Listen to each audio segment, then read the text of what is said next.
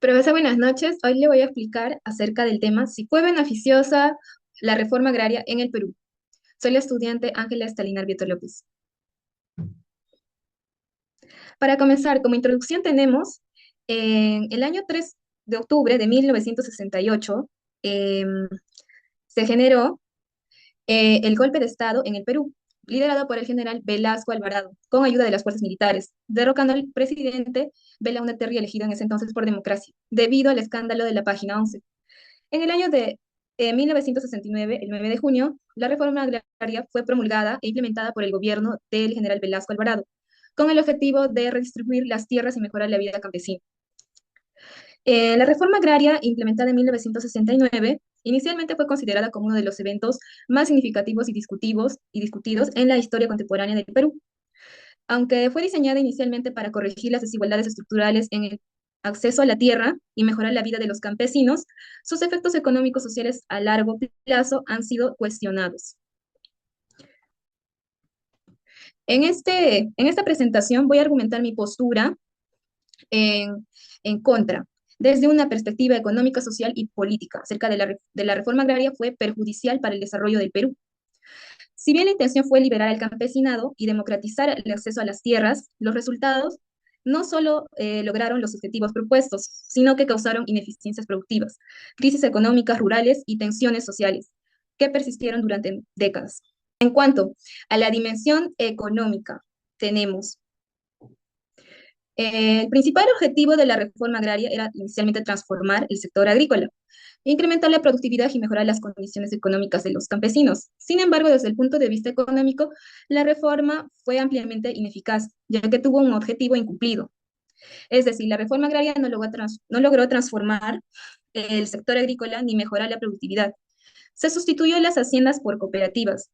Pudo ser exitoso este plan, pero los campesinos no tenían el control individual sobre la tierra. Tampoco tuvieron facilidades al acceso de créditos para poder mejorar la productividad de sus tierras.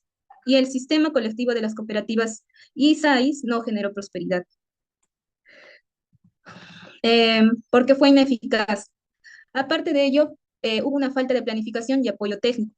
Es decir, se carecía en ese entonces de recursos, en tecnología, de capacitación, lo cual dio un resultado, una gestión deficiente de las tierras. Por ende, hubo una caída en la producción agrícola. También cabe señalar que el control de precios fue perjudicial. Hubo un control de precios estatal. La política de precios bajos fue impuesta para poder beneficiar a las ciudades urbanas, dando una rentabilidad baja para el campesino. Es decir, los precios de sus productos agrícolas cayeron de precio en las ciudades, pero el campesino no tuvo sus ingresos que realmente debían de obtener, lo cual desincentivó a la inversión, ¿no?, de los campesinos. Aparte, provoca una crisis en el sector agrario, en conjunto de las políticas económicas, eh, aparte, una crisis en el desarrollo peruano. Después de ello, también generó una dependencia de las importaciones. Es decir, hubo un retroceso prácticamente en nuestra economía, lo cual aumentó la dependencia del país en la importación de los alimentos, en lugar de promover a la autosuficiencia de producción.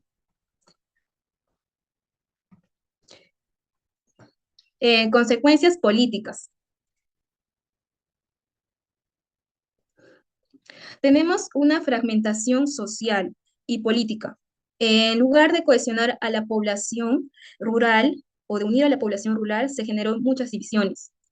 Es decir, hubo una pérdida de poder de las élites terratenientes, aunque simbólicamente importante, no resultó un equilibrio político duradero.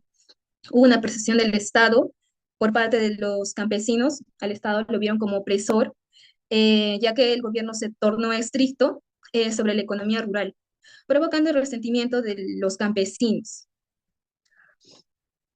El campesinado ha empezado a ver al gobierno de Velasco como un nuevo dominante, similar a las élites anteriores que los regían.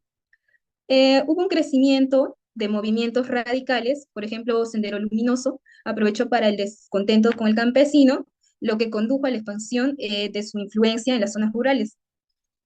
Aparte, hubo un vacío de poder en las áreas rurales. Por ejemplo, la debilidad del Estado en el campo permitió el florecimiento de las ideas extremistas y conflictos armados. Hubo violencia y conflicto social. La falta de integración efectiva del campesinado generó un ambiente propicio para la insurgencia y la violencia, afectando gravemente al país en los años siguientes. Eh, en cuanto a la dimensión social, las consecuencias a nivel social, por ejemplo, tenemos el fracaso en vez de mejorar la calidad de vida. Eh, es decir, la redistribución de las tierras no fue acompañada de un plan integral de modernización e infraestructura. El nuevo control estatal, las cooperativas rurales se convirtieron en mecanismos de control del Estado, generando descontento de los campesinos. Muchos campesinos se encontraron en condiciones peores que antes, sin poder beneficiarse de sus tierras, eh, lo cual obligó a ellos a tomar las tierras y a crear minifundos.